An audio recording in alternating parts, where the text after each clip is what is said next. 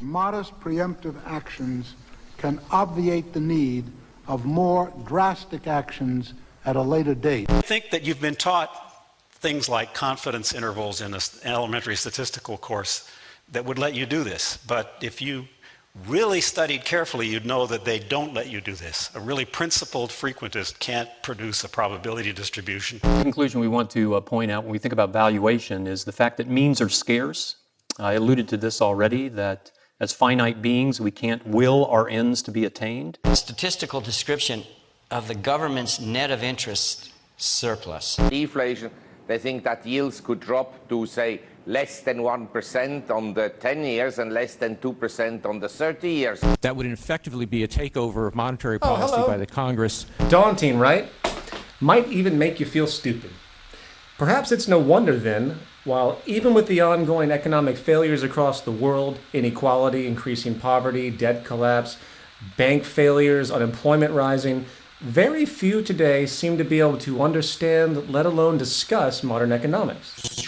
Outside, of course, the delegation game, where the only attempt at solutions people know is the mere shifting around of the deck chairs on the Titanic, assuming some new politician, central bank policy, or corporate legislation is going to save the day. Well, some years back, after coming to the conclusion that our politicians, legislators, and established authorities just might be provably incompetent when it comes to the truly intelligent management of our society, I started to look for questions and answers on my own. Asking those questions about things that many today either seem to take for granted, ignore, or even worse, assume that they have no capacity or business investigating at all, since our credentialed authorities in control must be smarter, more informed. It's a sad staple of modern culture, the old relax, turn on the TV, keep going into debt, and pump out a bunch of kids while you're at it. But most importantly, keep showing up at those jobs, which you have likely already fooled yourself into believing serve some legitimate social role. Remember, the 1% of the world that owns 40% of the planet's wealth did not get that way with you understanding how the world really works. Nevertheless, and such cynicism aside, I decided that I needed to start again, if you will, and ask some fundamental questions about stuff most simply have written off and forgotten.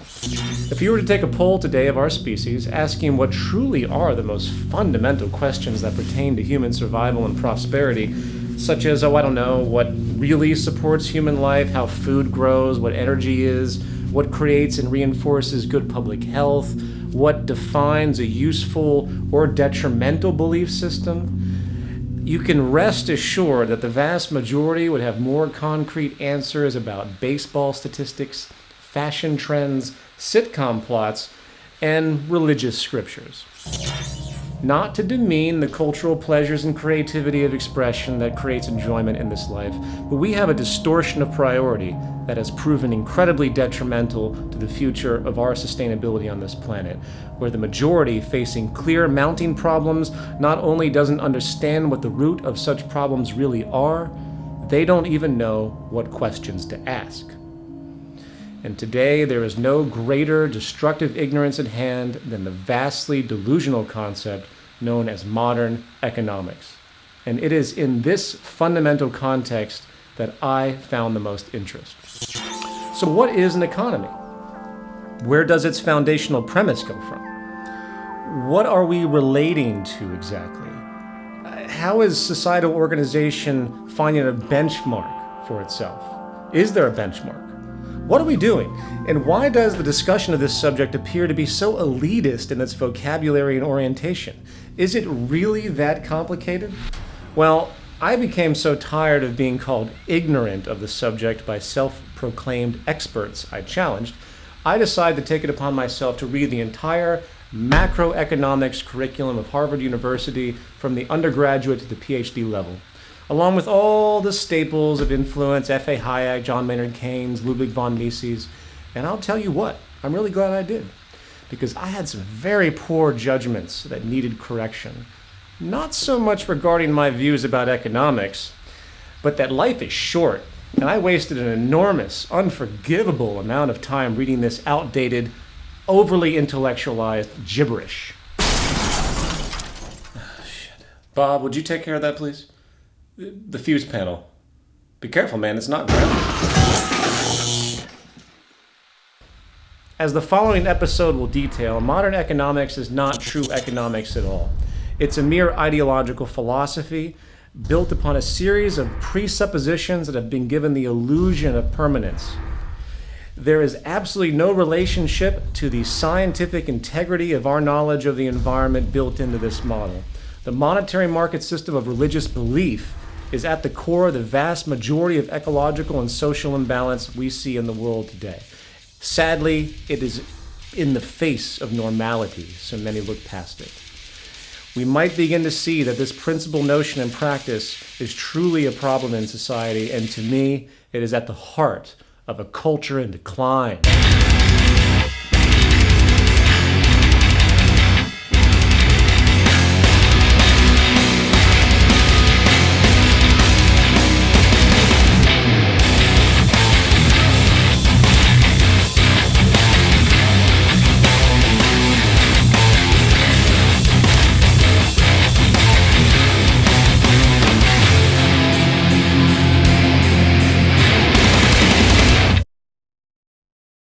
Earth.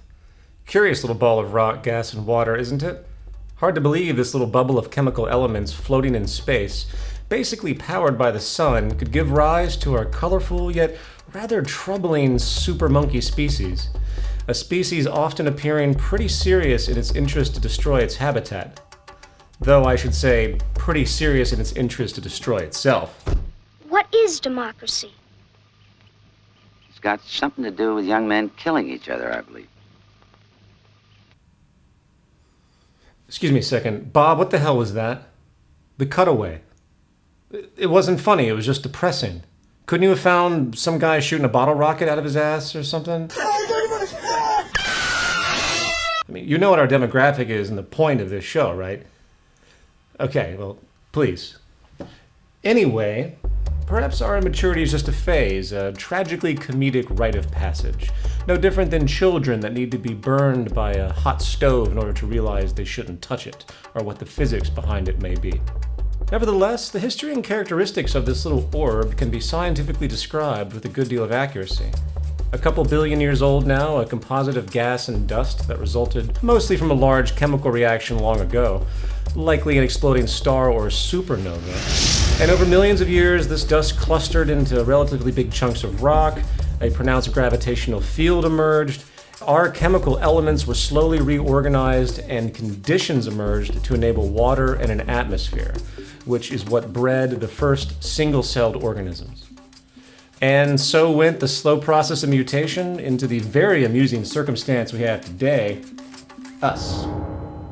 Of course, you're free to believe whatever creation story you like, a rib from Adam, alien cross-pollination, primordial ooze. At the end of the day, the utility of such knowledge is quite small, and in fact, our little monkey brains might never have a complete picture of something so complex. Yet what we do know is that the universe is governed by laws, not moral or religious laws, but laws that were around long before we ever evolved a brain to understand them. Laws that very clearly point out that we either adapt to them and respect them, or we suffer the consequences. Such is the true face of God, the laws of nature. In many ways, the history of our universe is the history of our understanding of it. And we have come a long way as a species with respect to how we organize our lives around these rules. And likely the best example of this adaptation, or in many ways lack thereof, is how we think about economy, the foundation of our social survival. Many thousands of years ago, our super monkey brethren began to discover how to engage nature. We went from being completely at the mercy of the habitat, gathering our food with some hunting, living and migrating around the natural seasonal regeneration, to an agricultural revolution, learning how to cultivate food, create ever-sophisticated tools to ease labor, and, in effect, learn how to mimic nature itself. In fact, this new awareness and ever-increasing understanding to harness the processes of nature to our advantage is what has led to the vast technological innovation we see today. If nature is doing something, odds are we can understand how through these dynamic scientific principles. From artificial intelligence today, which works to emulate actual neurological processes, to molecular engineering, which uses the atomic logic to manually recreate material objects, to those now ever-important blood-shifting erectile dysfunction drugs, which, if you've been watching TV recently, must be the most epidemic health crisis in the Western world today. Since this revolution, human society became less nomadic, slowly merging into cities, and systems of labor specialization began to rise, along with means for exchange. Barter is a common example. You need some eggs? Maybe give some firewood you chopped up in exchange for the dairy farmer's work. Yet, such practices became cumbersome and impractical after a while, so the idea of using some rare, fancy rocks, like gold and silver, as a medium of exchange eased these transactions through a system of pricing goods in terms of their relative value.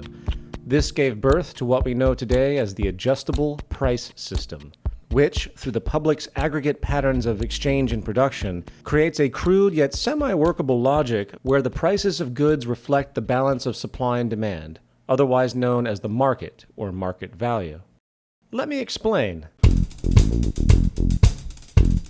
When you stumble into the mall and buy the 85th generation iPoop 4G MP3 colostomy bag camera phone waffle maker, you are creating economic signal information that is used to calculate demand, local and regional preferences, and other resulting data in concert with the millions of other impulsive consumers who, having also likely bought the 84th generation just 2 months prior for twice the price, creates an aggregate flow of input data and feedback that allows for an ostensibly rational regulation of resource allocation, production, distribution, labor requirements, and of course, price consensus in the market based on perceived supply and demand. Not to mention the general data of how the marketing team can screw you over even more later on. This mechanism is partly what the ultimate high priest of our current economic religion, Adam Smith, was alluding to with his invisible hand notion of causality in the free market. And in many ways, he was onto something. It does work in a limited context in a crude way. In fact, in the 1920s, an economist named Ludwig von Mises put forward the still high-standing claim that without the price mechanism, economic calculation and rational resource allocation and general organization would be impossible. He called it the economic calculation problem. However, things are much different today than they were 200 years ago when Adam Smith published his Wealth of Nations or when Ludwig von Mises made his criticism of central planning. The fact is, the argument has changed. The economic debate now is what is actually sustainable and progressive for the human species, not the mere mechanics of the movement of money. While it is true the price system might allow for the basic calculation of supply and demand data to help rationally allocate labor, preference, distribution, and the like, it ignores the real operational factors that relate to true, efficient, earthly management, hence the true definition of economy, which is optimized efficiency on all levels. For instance, there is no consideration for optimum resource allocation based on the material's most efficient purpose. Rational allocation of resources is not rational if the most conducive use of those natural materials scientifically is not directly considered and brought into comparison. There is no consideration for the organizational efficiency of technical production itself. And all you have to do is analyze the waste machine of globalization to see this insanity at work. There is also no consideration for regeneration needs or recycling protocols, a true requirement for responsible, rational resource use on a finite planet. Nor is there any true production or distribution efficiency in any optimized scientific sense, as such a means is, as will be described more so in a moment, also counter to the inherent logic of the market system itself. These, coupled with many other serious parameters needed for a truly efficient economy, are simply ignored, or even worse, assumed to be inherent to the price mechanism's function when they clearly are not. You see, the price mechanism's concept of efficiency translates the subjective mass interaction of consumers into the narrow assessments of regional demand, production, and distribution. It has nothing to do with how or why the methods of industry are what they are. Such factors are left up to the whim of the producers, operating for profit alone, completely decoupling from the natural regulation of scientific principles of sustainability. Oh man. You see, at the core of the economic calculation problem is really the argument that we are completely irrational, that we can't possibly be organized in a way that is structurally efficient. We're too insane, essentially. Therefore, we have to have a general economic anarchy to organize our society, and there's no other way around it. Bullshit! Again, today is very different than it was prior, and a quick review of modern computer programming and systems engineering will tell you that not only can the algorithmic intelligence of our sensory and measurement technology today, coupled with synergistic computer calculation, orient all the previously existing factors taken into account by the price mechanism as we know it, the truly relevant yet missing factors for optimum efficiency and sustainability could be brought into the equation. This would be the making of a true economic calculation for industry, not the crude, truncated data put forward by price alone. So coming back to our household, the Earth, what is this thing really? It's a system. It's a system of symbiotic laws. And at the core of all principles of sustainability is recognition of the largest order system we can find for reference. The price mechanism on Bob, what was that? Jesus Christ, Louis. Bob, why didn't you tell me Louis was here already? Ladies and gentlemen, we have a special guest here on Culture and Decline, our local guru, Louis the Logic Gremlin. Louis has a severe impatience for anything illogical, and he works to... Okay, Bob, you gotta get the goddamn demo publican back in his cage or Louis gonna freak out. Oh, shit. Cut the camera.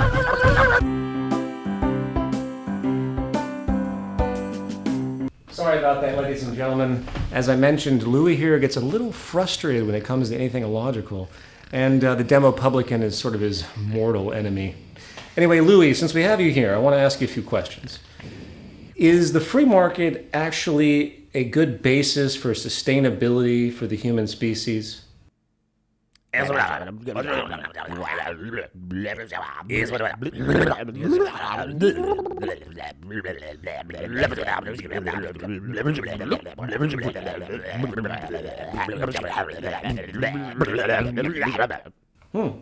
yeah. Well, what about infinite wants and human needs? How do we calculate such complexity?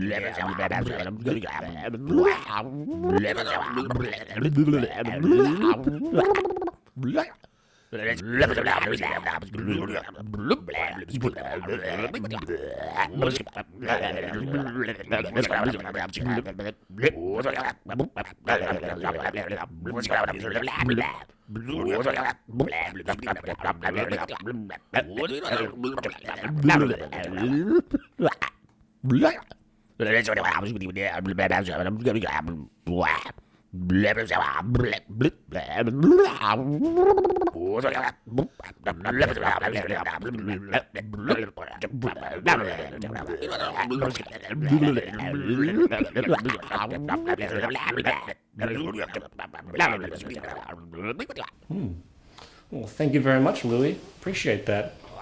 Well, there you have it, folks.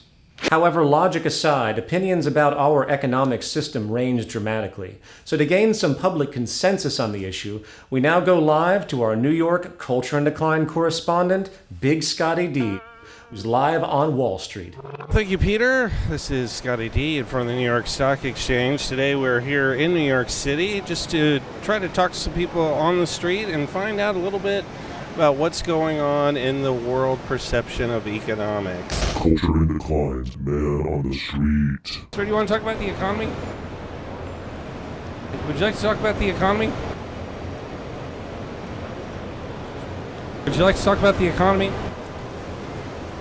I really suck at this, but I don't think people want to talk about the economy either. I just walked to my supermarket. He told me you can't do that here. Oh. However, there was one guy who was willing to talk to me. What do you feel is the definition of economics? Standing here in front of Wall Street, I'm just curious, what do you think economics is?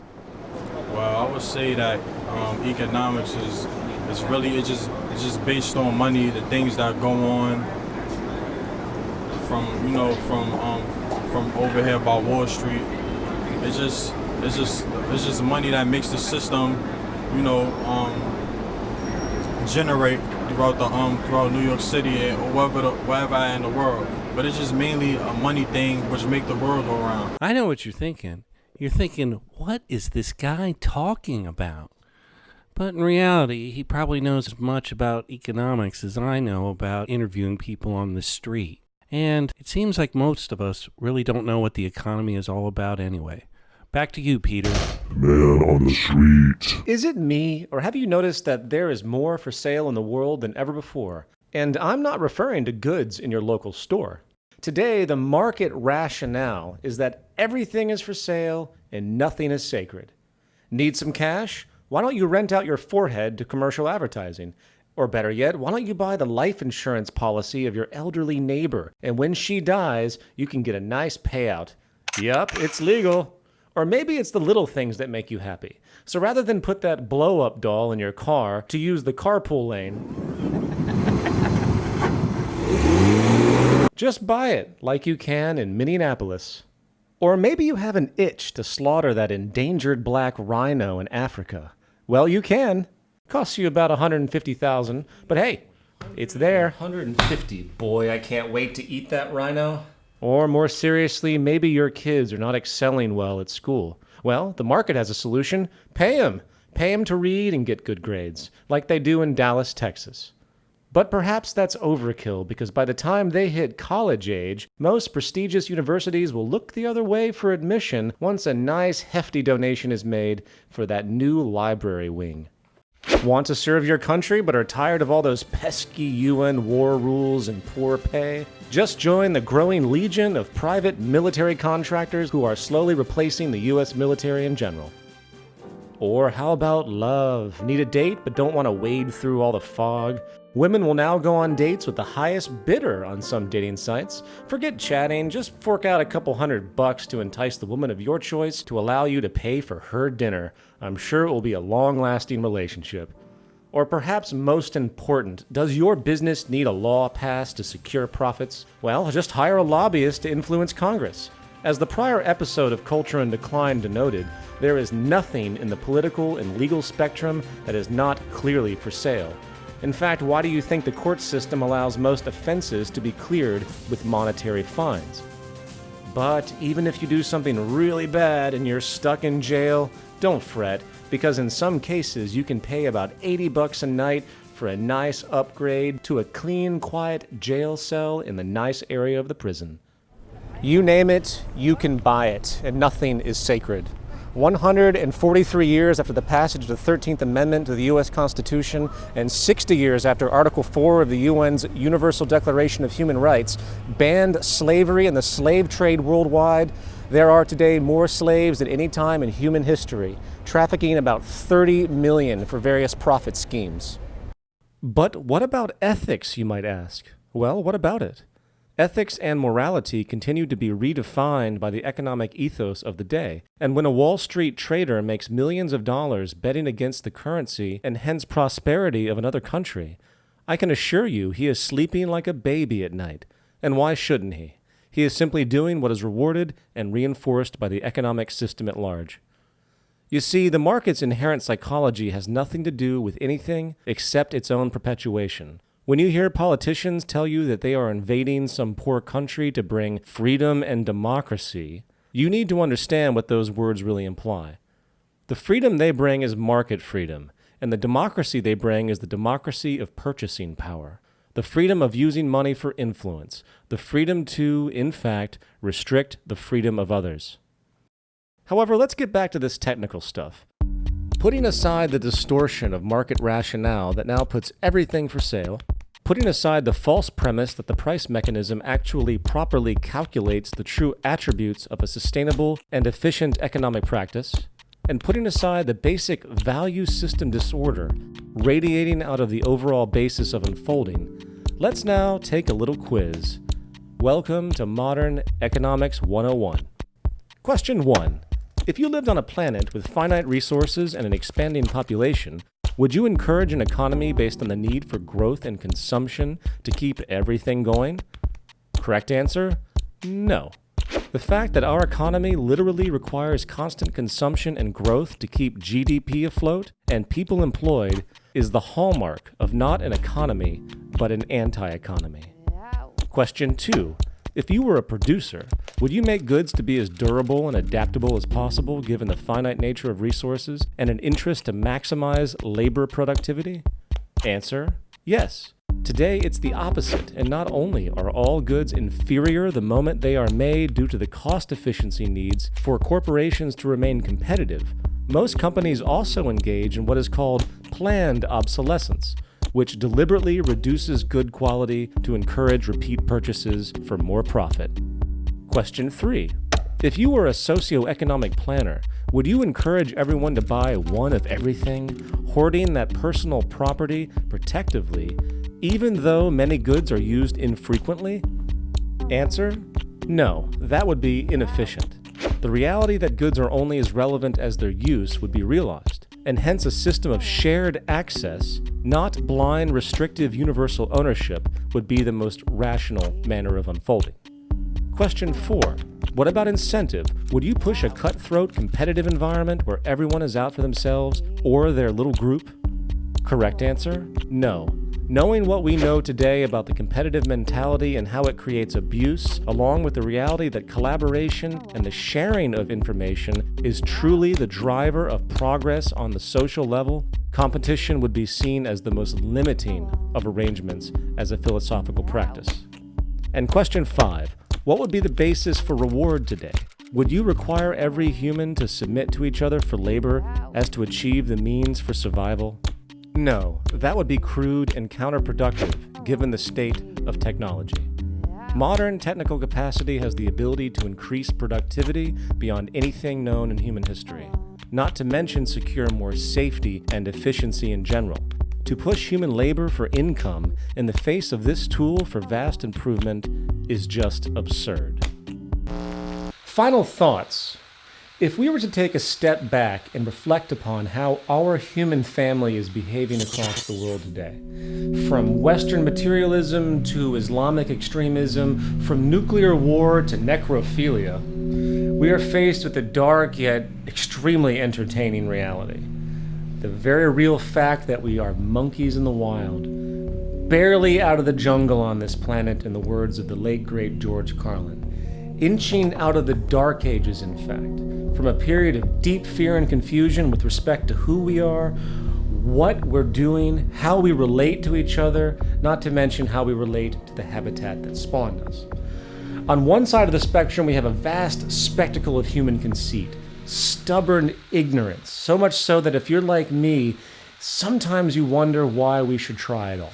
That maybe this species deserves everything it gets, and its fate as an evolutionary cul-de-sac, a failed genetic mutation, might be an ideal hope for this universe. Cynicism aside, however, it's easy to see that there is a growing change in the minority, which will slowly become majority if we let it. An awakening is happening, an awakening where people have stopped imposing their traditional ideals and various ideological baggage on the world, and instead are starting to listening to what the tools of our ingenuity has afforded us, listening to the message of nature itself. And if there is any context which needs a serious intervention with respect to the natural laws that govern us, if there is any context where we need to simply pay attention, prepared to drop all of our prior assumptions and change accordingly, it is in the economic context. Economics is not just some arbitrary abstraction for processing and distributing resources. It is an underlying value molder that programs us into modes of behavior that extend into all areas of our psychology. It is the active global religion, whether people like it or not. And for those of us that wish to see reason triumph over dogma, we have a long, long road ahead. Advocates of the free market model of economics will tell you that there is no other system possible to calculate society, that the competitive basis is the only way to incentivize our primitive culture, They will tell you that reduced economic interference of government is the key to preserving the true integrity of the market economy and also preserve our so-called liberty, which they say would be quickly corrupted, as tyranny and oppression must occur if any type of collaborative, designed economic practice was applied. They talk of the true free market, a utopian ideal that claims the invisible hand, if allowed to run without interference, would alleviate the poverty, deprivation, abuse, corruption, conflict, and inefficiency so common in the world today. Well, as with all religions, delusion is common.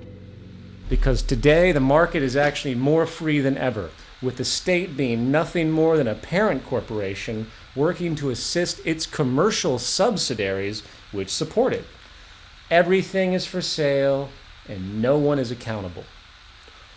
All natural laws and physical realities that would comprise the basis for true technical, earthly efficiency and awareness and reasoning that, if allowed, could literally transform the world into a place of vast abundance and prosperity never before seen, have been buried and dismissed, only to be overshadowed by a certain kind of efficiency, market efficiency, an efficiency that tracks money and money alone, an efficiency that is literally decoupled from everything that supports and secures life itself, an efficiency that is circular in its reasoning as it has no recognition of the physical laws of nature. The laws of nature, which are in fact the only real true government and regulatory system that has or will ever exist. But then again, who is to say it matters? Maybe we should all just take it in stride. Maybe this reality show of humankind, this satirical, tragic parody of itself, to be sure, doing all it knows, maybe this is the way it is, and our brains, our genes are messed up, and we're just waiting for the final laugh track when Spaceship Earth slams into that psychological brick wall. I guess time will tell. And until then, sit back, grab some popcorn, and keep watching the greatest reality show of all time. And until next time, I'm Peter Joseph, an agent and victim of a culture in decline.